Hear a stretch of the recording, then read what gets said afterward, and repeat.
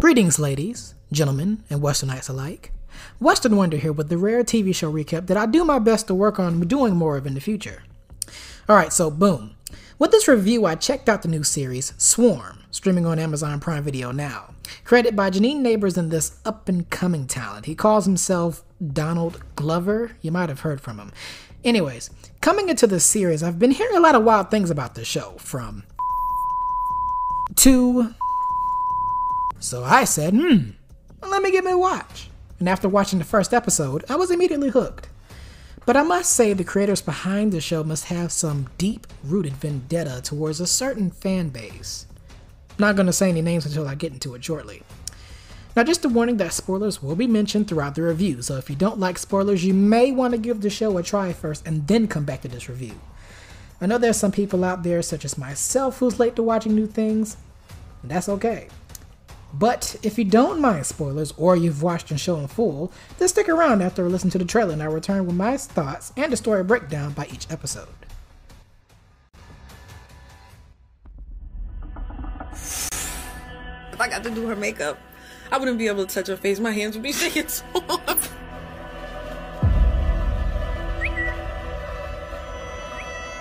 You still tweeting from that old-ass Swarm account? She is not like everybody else. She knows what we're thinking and she gives it a name. She's a goddess. With your feet on the air and your head on the ground. I gotta grow up, Dre. I can't stay here with you. Why are you doing this to me? I had to ask you to leave. Try to strip and spin it. What do you think she's doing right now? Who's your favorite artist? You're a killer bee.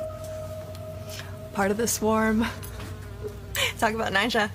You get stung. They are not your friends. Those are some crazy ass fans. This is feeling a little bit sketchy. You know, I always knew you were gonna be something. I was like, she's so weird. You got a spare in the trunk. No! Damn, you got a dead body in there or something?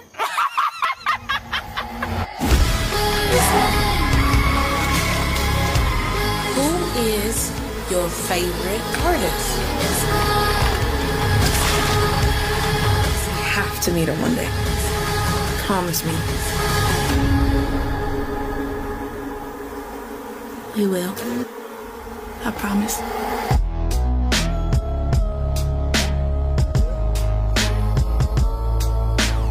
I don't know, I kind of like her sister better. She seems more like, you know, spiritual. And we're back. To break down the synopsis, it's a little something like this. A young, shy woman named Dre, played by Dominique Fishback, is obsessed with this fictional pop singer named Nisha. So much so that she runs a fanbase account under Nisha's fandom named The Swarm. Now, it's rather obvious by this description that the show was directly inspired by singer Beyonce's Beehive fandom. Take that inspired term lightly here. Throughout the show, we see how Dre toggles her life and commitment to being one of the most holier-than-thou supportive Swarm members, and it eventually gets pretty messy. Starting with episode 1, we meet Dre's sister Marissa, played by singer Chloe Bailey, one half of the Chloe x Halle duo that Beyonce has mentored, and her boyfriend Khalid, played by Damson Idris from Snowfall. Now, the opening scene between the two players had people talking on Twitter the moment they heard moaning and groaning, but a 40-second bump and grind sequence could mean anything could happen from this point forward. Similarly to Dre, Marissa is a superfan of Nisha, albeit more down-to-earth and grounded than Dre might seem. After a tense conversation with Khalid, all the while her booth at work gets vandalized, Dre consoles an emotional Marissa, who believes it's best for her to split up with her sister and take some time for herself, all the while dismissing Dre's pleas of his infidelity. Upon her sister's departure, Dre breaks down and goes out to a party to take her mind off of life, and by the end of the night, she ends up sleeping with a guy at the event, played by one of the Culkin brothers. No, it's not the one from the Home Alone movies, and not the other one from Succession, but he's the one who has raw meat shown on the screen. And of course, me, thinking nothing of it, thought, meh, it's just one shot of balls. I'm pretty sure it'll just be a one-time occurrence and not like an episode of The Boys. Well, I was wrong about that too. Now let me be fair in saying that this brother was lucky to not be home alone, dealing with financial debt, or getting asked the daunting question, who's your favorite artist? Remember this quote because it said a lot throughout the show. The next morning, Dre checks up on her sister who appears to have committed death by suicide hours before in her bedroom after a tense argument with Khalid the night before. Once again, this breaks Dre down, and after a while, after being pushed away from her own sister's funeral, she ends up visiting an emotional Khalid to console him, which ultimately turns to a confrontation and his eventual death by murder at the hands of Dre. While this obviously scares her to death, somehow she eventually laughs at the event of her committing murder, and even starts feeling good about it. Now from this point on, it becomes Dre's quest of taking care of the people who wronged her idol, Nyjah, and considering she's a big pop star, that's probably a lot of people she's going to take care of. In episode 2, one of 3 episodes directed by Adama Ebo, one of the filmmakers behind the dark dramedy film Honk for Jesus Save Your Soul, Dre takes a brief job as a stripper and tries to get information on a particular Twitter user who spoke bad things about Nyjah. During this time frame, she interacts with a fellow pestering yet kind-spirited stripper played by Paris Jackson, who has a funny moment in this episode. I mean, I ran away from my last relationship because he couldn't accept me being black. You're black? Yeah, my dad's half. Half what? Black? Yeah, that's why my stage name's Halsey. But what the hell, boy? You do know who Halsey is, right? Have you been living under a rock? She's like the best singer out. Not better than Nyjah. Who unfortunately meets a bloody fate along with her boyfriend thanks to Dre, and several other strippers who ask Dre to tag along with them at a drug-fueled orgy.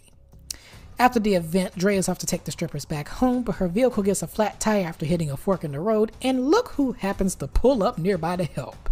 One of Nyjah's devoted haters on Twitter. He gives the girls some refuge back at his place while he fixes up the car, and meanwhile Dre grills him with that question.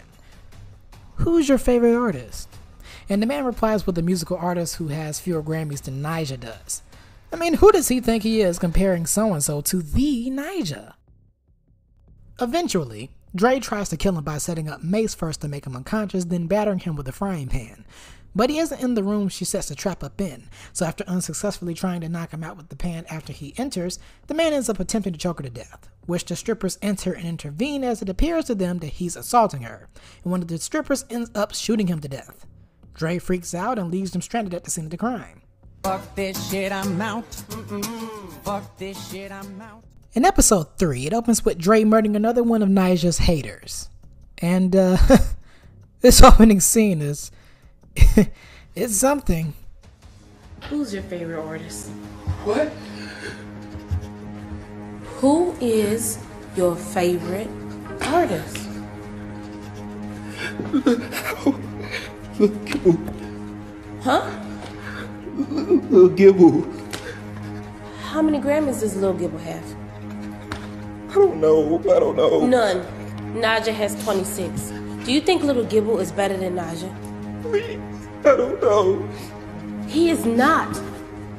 He is a pedophile who uses the same melody for every song. He couldn't write a hit song without a feature to save his life. He is nothing. But Nyjah, she's everything. But you think you're too good for Nyjah? No, I don't. Please, I don't. Then why did you say she couldn't keep a man happy? I didn't say that. I didn't. But you did. And I got the receipts. Nigga. Twitter? Please! Please! No!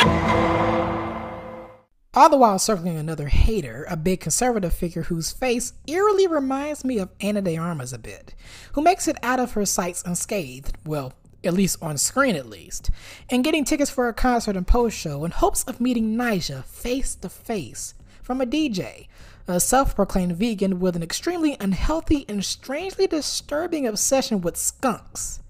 Yes, you're hearing that correctly, folks. Skunks. This guy even has an exquisite skunk painting. I mean, would you look at that? Everybody's so creative. 2 more Beyonce references are found in this episode.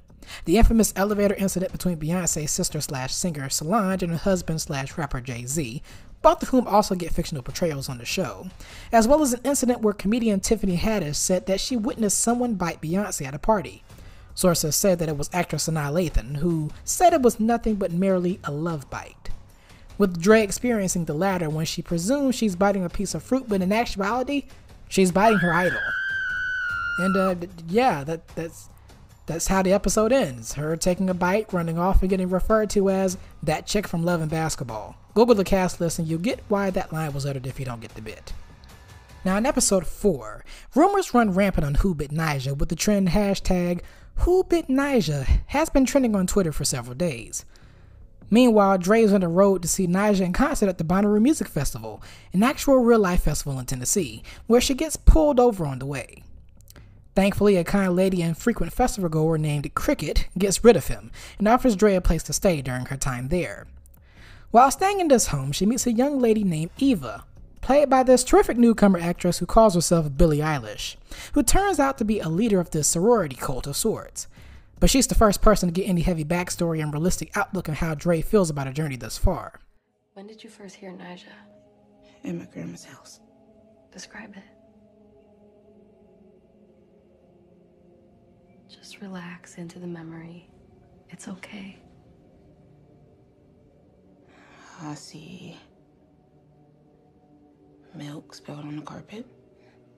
I can hear her in the kitchen, she's cooking. Very good. What did Grandma say when you spilled the milk? She said, Dre, what did you do? And she was crying. What color was the milk? It was red. Did you hurt someone? Yes.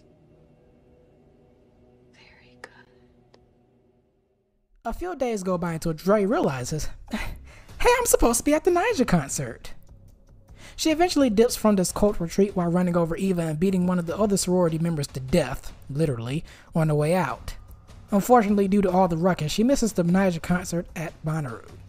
Episode 5, featuring a writing credit from, of all people, Barack Obama's daughter Malia, opens with Dre desperately trying to get Marissa's phone she uses to text back and forth with her fixed. But the phone company's employer, played by social media star Ricky Thompson, finds her situation a bit strange and refuses to assist her, even after being bribed with hard-earned cash. Upon her arrival to her hometown in Houston, while Dre's out and about, watching an Ellen DeGeneres rip-off parody discussing Who Bit Nyjah, Dre reunites with Marissa's former boss, Erica, who immediately asks her, "Where you been?" Dre decides to make up some old fables about where she's been up to, mostly makeup related, which while she was watching tutorials her sister used to make before her untimely passing, we the viewer know that wasn't what she was doing. Then the story about her meeting with Nyjah, to the surprise and fascination of Erica, follows. Dre eventually makes it back over to her family home, or breaks into their home, as their relationship is very strained to say the least. As we the viewers can start to put the pieces together as to how things fell through between Dre and her family, if she really is blood related, that is. Papa Ruffin chases her away from the home with a shotgun and a voice from God. Get the fuck out of here! Fucking income fucking poop. Speaking of the same Ruffin, another extremely meta moment in this episode is realizing that Dre and Marissa's father is played by Leon, the same actor who played David Ruffin in the 90s Temptations biopic film. And the family's dog name is Otis, named after one of the other members of the Temptations. Episode 6 jarringly switches from the events happening in Dre's point of view to a Dateline meets First 48 type format with a new character, Detective Loretta Green, who's trying to piece together the string of killings that have happened so far in the story, but with a massive time jump and a change of actors once again. There's a lot more backstory of Dre's life, including her upbringing and eventual obsession of Nyjah, who is censored consistently in this episode. I wonder why. Also mentioned here is the incident where she claimed to spill the milk, as she confessed to cult leader Eva back in episode 4. And we get different monologues about her, from her adopted mother to the care worker at the foster care facility that she was once housed in. One detail that I liked here between these varying monologues is that the foster care worker doesn't put Dre down or call her out of her name, which is a nice touch. Also, there's many tweets from various stands of such artists as Taylor Swift, Nicki Minaj, and others that appear here. But in case you didn't catch any of the shots towards Beyonce's Beehive fan base at this point in this show, they definitely drive the point down to the T in this episode.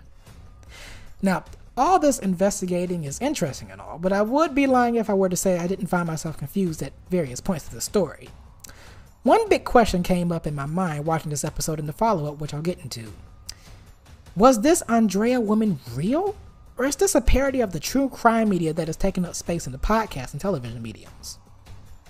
Things that make you go, In the 7th and final episode, it follows Dre, now referred to as Tony, as discovered by Detective Green in the previous episode, navigating life in his new identity. And in this episode, we get a different POV of what actually happened at the Nyjah concert that was mentioned in the previous episode, where Dre/Tony storms the stage and promptly gets tackled and arrested by security. While under this new identity, Tony meets Rashida, a beautiful young woman, during a chance moment after her Uber ditched her and her inebriated roommate. The two hit it off very quickly and started a relationship together, and things seem to be going easy for good old Tony/Dre in this new partnership.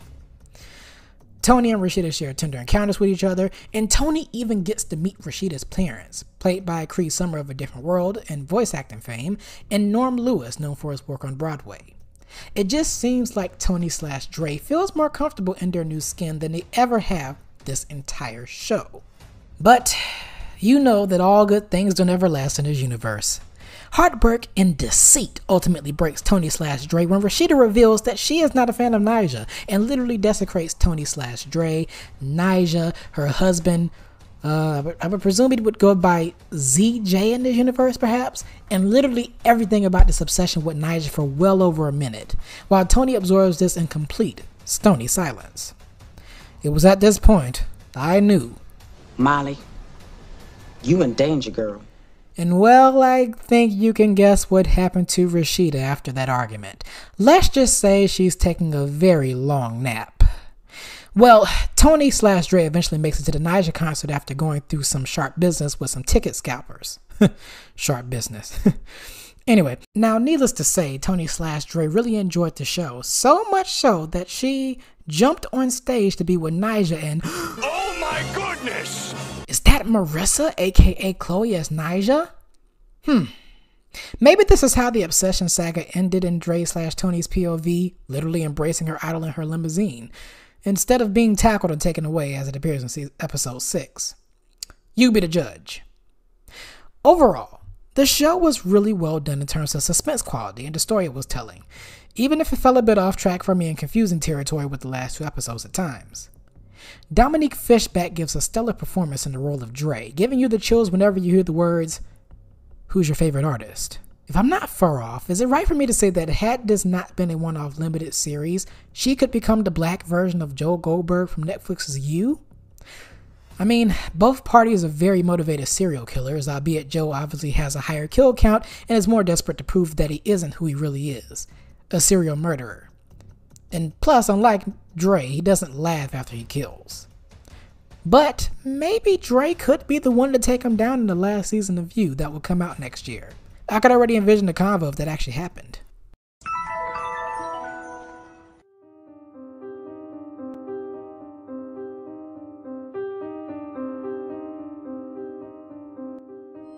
Hello. You. I've been stalking your social media page in hopes that I find that you and I share the same interest. But alas, you don't like Nyjah, the best artist in the world. So why do you follow me, Joe? Who is your favorite artist? You're not gonna acknowledge me, huh? You know, you and I could have taken over the world with a mutual respect for Nyjah, but alas, you just won't let me in, Joe. But since you want to stalk me and my queen, I know exactly what to do to haters like you. But alas, this is only a dream. Also standing out with guest roles are Chloe Bailey as her sister Marissa, Damson Idris as Khalid, Billie Eilish as cult leader Eva in episode 4, who I thought was really good in her part, and Leon aka David Ruffin in episode 5. The cinematography, mostly done on film up until the final 2 episodes, is really well shot. It makes a big chunk of the show feel like it could have been made in the 70s or 80s at times. If I could rate it, I'd give it a solid 8.5 out of 10. Solid storyline despite the last 2 episodes still trying to formulate in my head. Some really good performances here, once again, especially from Fishback, who should be considered for an Emmy Award this coming award season. And cinematography work. I really would have loved to see a deeper spin on why Dre was obsessed to the point of murdering people for Queen Naija. I feel like there would be some extremely large elephant steps that were missed here. Otherwise, I'd recommend it if you're into the suspense type of medium, with a little dash of weird that goes along with it. And that about wraps up this episode. What did you think about Swarm? Did you like it? Did you hate it? Let me know your comments, feedback, and suggestions of possible future reviews by emailing me, The Western Wonder, at this address, westernreviewspod@gmail.com. That is, westernreviewspod@gmail.com. If you're interested in being updated with upcoming reviews, skits, and more coming to the podcast down the pipeline, be sure that you're subscribed to the podcast wherever you consume them. And follow the show on my socials, either on my Twitter page, which is @reviews_western, or on my Instagram page, which is @westernreviewsofficial. My next review will be a classic animated film. Well, at least it's a classic to me. It went platinum in my home. That by the time of me reviewing it, it'll be available to stream on Netflix. Do you have any clues of what it could be? Let me know, or stay tuned. But until then, thank you for listening to yet another selection from the Western Reviews podcast. Be safe, be joyful, and beware of people who have bees swarming nearby whenever they talk about music. Western Wonder, signing out. Bye, have a great time.